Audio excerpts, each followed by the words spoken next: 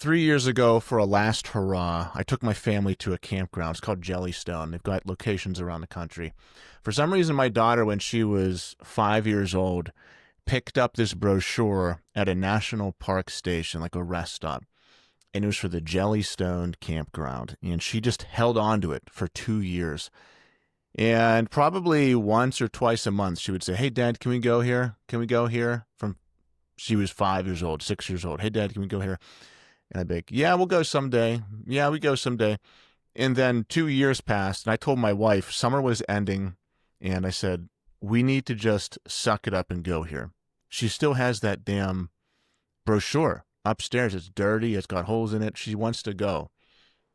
We don't know anything about this place, so we researched it. Looked pretty good, and I said, "Okay, we've got one weekend left in the summer. We're gonna go to Jellystone Campground." So we booked it and we went. I'm going to tell you this story about our little trip to the Jellystone Campground, and most importantly, the old lonely couple that was camped out across from us at this campground, and the lessons I learned that day about being present and the strategies that I'm going to teach with you that I still carry with me to this day from that one weekend. It was that important to me. So stick around. I'm going to show you the lessons I learned for how to be present from this little Jellystone camping trip. And I'm Chris Rodak. I'm the founder of Rising Father, the Men of Fire men's program is where we take undisciplined fathers and make them disciplined, inspiring, unbreakable leaders of their family.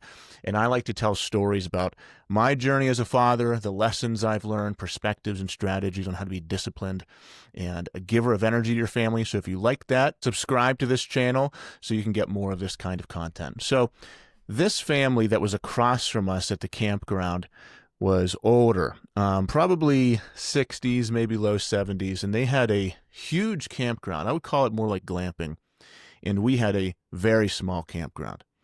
So if you've ever been to a campground before, you know you've got the small tent camp areas, then you've got the giant RV, then the double giant RV camp areas. That's what these people had.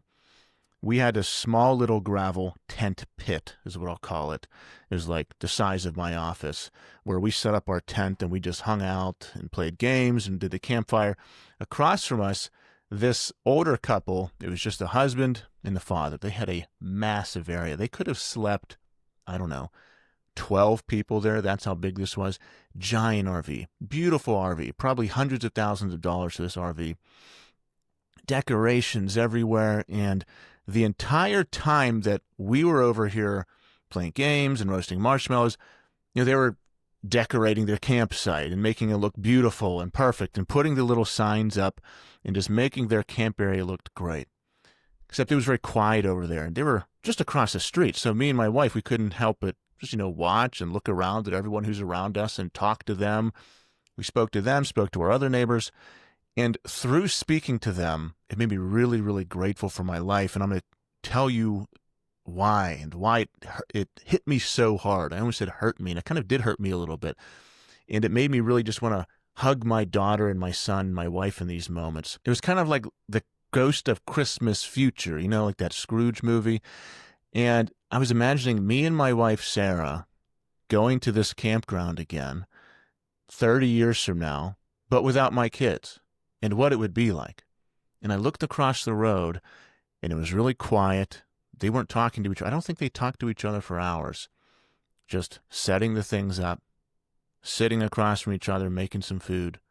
Spent all night watching a movie in silence. My side's going crazy. The kids are talking about donuts they want to order. They want to run around the campground. They want to ride people's golf carts, and we're playing games and roasting s'mores. It's just chaos and craziness of little kids. And like I said, this was 3 years ago. So my daughter was 5-ish, son was 8-ish. You know those ages if you've got kids that age, or you have had kids that age. It's nuts, but it's an amazing, fun chaos. It's like it can be stressful at times. Yeah, they can piss you off a little bit. They can be inconvenient and noisy and crazy. But would you choose that or silence? And that's what was across the road. It was just silence. Glamping and everything that you could ever want over there. Like, man, it took them 8 hours to set up this whole site, but just silence. And they set everything up, and they were busy doing that until there was nothing left to do. Like everything's been set up. The campsite looks great. The food's out. Everything's ready to go. But now there's nothing left to do. And they weren't talking to each other. So the old lady came over and started talking to my wife. My wife loves talking to everybody. So they started chatting it up. The guy just sat in his RV. I was playing with the kids. And she started to tell my wife about their memories of this campground. They've been coming here for decades. And this was the first year that nobody came with them. They have kids. Their kids have kids. So they've got grandkids that used to come with them. But they said, yeah, well, even now our grandkids are so old that they don't think it's cool to come to the campground anymore. They don't come with us. They just stay home. So this is the week me and my husband always came here for the last 30 years. So here we are. And she told my wife story after story about, yeah, this part of the campground, these are the games we played. In the morning, we ate this food. At the evening, we ate this food. We would leave and we'd go on trips and come back. And she was so bright and happy telling these stories of her own children and grandkids at this campground. It's where she was. It's where all the love and memories happened, was at this campsite she was at. And she was looking over at my family and just reminiscing about how her own kids were that young and she brought them to that campsite. And then there was a little transition time. And then her grandkids were that young and she had 10 plus years of bringing them to the campsite. But now it's over. And her face really fell when she told my wife about how her kids were just kind of bored of it now. And part of me was a little judgmental, and I was thinking like, all right, kids, come on, get it together. Just go camping with your parents because that's where you can connect. But I was like, well, you can't force that on anybody. And also, that will only happen. You'll only have that pull on your children as a parent if you have that relationship with them. Like, you can't force your children to want to spend time with you. You can while they're living with you, but after they leave, the amount of time that they spend with you is dependent on the strength of your relationship. So if you have a strong relationship while they're living with you, then it's not going to be the situation where it's like, oh, well, months go by, we never see each other or talk to each other, it's not a big deal. It'd be a really big deal. Your pull as a parent will be in relation to the strength of your relationship while they're living under your roof. So you can't force it upon anyone. And her face really fell. And I felt bad. I looked over at my kids and I grabbed Lauren. I just held her and squeezed her and tried to burn that into my memory of what she feels like being so young. And now I tell you this memory, another 3 years have passed. She's 9 years old now. So already, bam, 3 years have passed. 3 years from now, she's going to be 12 years old, out in middle school. And this video will be a memory to me. Everybody says it, but it's true. Time goes by so damn fast. So because I was watching this couple across from us, it made me just grab my kids, make sure my cell phone was in the car, and hold on to them, because that day is coming. The day when your kids are too bored to hang out with you, don't want to do it. They've moved on. They've got their own responsibilities. And then the next phase, when you've got grandkids and even they grow up. And I know my kids will leave me someday. They already talk about it. Nathan especially. He likes to talk about running his own business when he's older. Lauren says she's going to move across the street from us. We'll see if her future husband wants to do that. But, she tells my wife she's going to sleep in my wife's bed whenever she's older. She's like, yeah, Mom, I'm never leaving you. Nathan's like, yeah, Dad, I'm going to start my business. I'm going to have an empire. I'm going to live across the country, and you can work for me. You can live in my mansion. That's what Nathan tells me, which is sad because I remember him as just a little baby boy in my arm. But I'm also very happy that he's that confident, independent, and wants to have his own kingdom. Like, that's my job as a father, is to make sure that he feels good and confident doing that. So it hurts me to hear him say that, but it also makes me full of peace and confidence knowing that, okay, his mindset is, I'm capable of going out there and starting my own thing. So as I was there at the campsite, feeling the pain of this future scenario, I didn't run from it.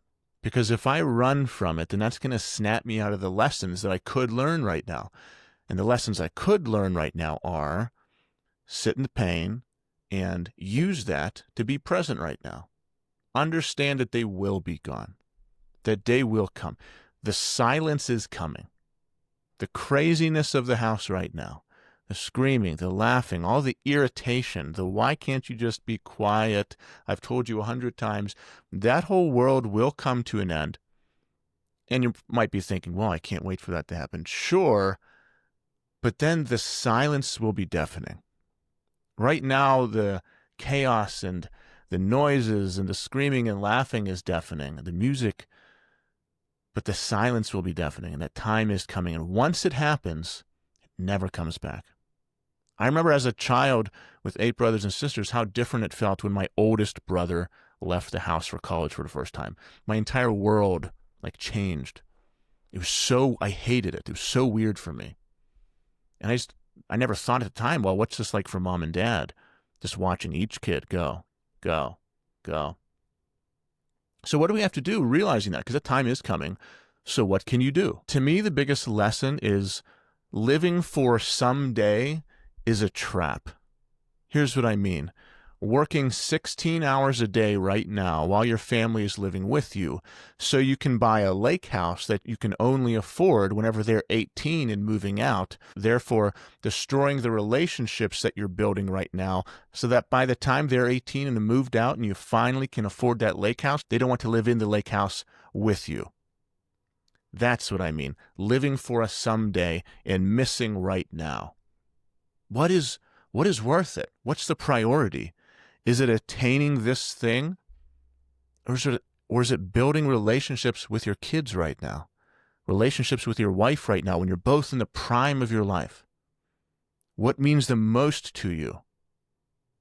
If you're listening to this, there's a high likelihood you're in a first world country and you're doing fine. And what we consider not doing fine is top 1% for most of the world. Money comes and goes. Your children go, and then they're gone. You can never get it back. I went on a vacation with my friends and family 2 years ago out in Maryland. There's this area of Maryland by the bay where there's just giant multi-million-dollar mansions every quarter of a mile right on the water. And we stayed at the hunting lodge of one of these mansions. We couldn't afford the mansion. So we all stayed in Hunting Lodge. Hunting Lodge was amazing. But we would ride our bikes and hike around and explore the area. We visited next door to a construction site. So I was over there talking to the construction workers. I was like, how's it going? Blah, blah, blah. It's so hot out. I was like, what are you guys doing? He said, oh, we're tearing down this mansion and we're building another one. I was like, why are you doing that? Okay, he's like, well, we're getting paid to do it, so we're going to do it. I don't care about the intent. But the story was the guy who owned this mansion was a multi-millionaire, super rich guy who built this huge mansion on the water so that his kids and grandkids could all come every single summer and spend the summer with him in this mansion by the lake. Who wouldn't want to do that, right? It was amazing. And the guy said, well, his kids never visited. His grandkids never visited. So he spent millions and millions of dollars building this giant mansion by the lake, but no one ever visited him. So he was just alone in this mansion by himself every year. So he said, screw it. I don't need this. I'm just going to tear it down and build a small house by the water. And that's what they were doing. They were tearing this down and building a smaller, from my standards, it's still a mansion, but a much smaller place next to the water. This guy had this vision in his head of his entire life. I'm going to build this dream life out here by the water. I'm sure he's hustling, grinding, maybe living at the office, missing basketball games, missing ballet recitals, saying, don't worry, kids, I'm going to get this lake house for you. And then the day came, and they're like, Dad, we only want to be in the lake house with somebody that we have a relationship with. I don't want to spend my summers in a lake house with a stranger. You've now become a stranger. You're a ghost in our house. We never see you. We have no relationship with you. There's no pull to be with you. So why would we do that? I don't care if it's a castle. And think about your own life right now. Would you rather spend your summer in a castle with somebody you don't know, with a stranger, or in your own house with your best friends? Easy, your own house with your best friends. But that's who this father became to his family, a complete stranger to them. So it didn't matter how much money he had. It didn't matter how big of a house he had. They didn't want to share in that life with him. That's what I mean by living for tomorrow and missing today. And all this was coming to my head as I was watching this couple across from us. I felt lonely for them, just seeing them shuffle around. It was as if they were waiting for something. Like they were just waiting for their kids and grandkids to arrive, or they were just like watching the memories of them in that house. It was really sad for me. But it made me hold on to my family and be super present at that time. And also, it made me think to myself, what can I do to make sure that I'm making the most of today? Okay, don't live for tomorrow. The money isn't worth it. Sure, you can get an extra sale today if you don't talk to your kids for 2 hours after they go home, but that's not worth it. Make sure that you are a person who's capable of experiencing the present moment. How do you do that? You need to make sure you're in shape.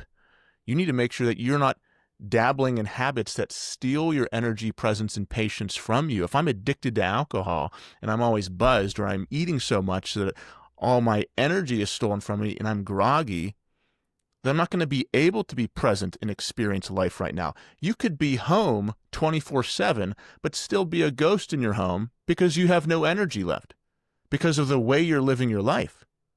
It doesn't matter. You can give them all the time in the world, but what is the quality of the person who's in that time with them? That is what matters. Also, get around people who are inspiring, who think like you want to think. There are plenty of men and fathers out there who never talk about their families, never talk about how can I be a better husband, how can I be a better father. Get around people who do. That's in the Men of Fire program. That's all we talk about. 3 calls a week. We're always talking about how can I show up better as a father today. It's all the conversations in the group. It's where you go to be an elite father. Find groups like that. It can be mine, it can be anyone else's, or it could be a church group, or it could be anything. And most importantly, make sure it's not just talk. Make sure you're not just talking about your problems and sitting there. Actually make a change. Ditch the habits that are tearing you down and add habits that make you a more energetic, inspiring light to your family. So all these lessons by watching this couple across from me, say, okay, no, it matters right now how I'm showing up to my family. I got to give them the time. And then the person that they're getting with the time I give them needs to be the person that they deserve. I'm going to end with a quote from Gabriel Garcia Marquez. Tomorrow is never guaranteed to anyone, young or old. Today could be the last time you see your loved ones, which is why you mustn't wait. Do it today, in case tomorrow never arrives. I am sure you will be sorry you wasted the opportunity today to give a smile, a hug, a kiss, and that you were too busy to grant them their last wish. Beautiful quote. If you liked this video, please subscribe, like, and also, I loved last video, all of the comments and shares people did. Let's keep on doing that. Let's help each other learn great lessons. Like, let's make the Rising Father community where the comment section aren't miserable, toxic people slamming each other. How about this is the place where people go to learn ideas on how to be a better husband and father. So share in the comments, trips you like to take, hacks you like to do with your family, moments like hikes, walks, whatever you do to create these present moments with your family. And I'm telling you, we do this in Men of Fire all the time. This is where the learning happens, whenever guys share what they do in their own life. I'll see ya. Please like, comment, subscribe, and welcome to the community.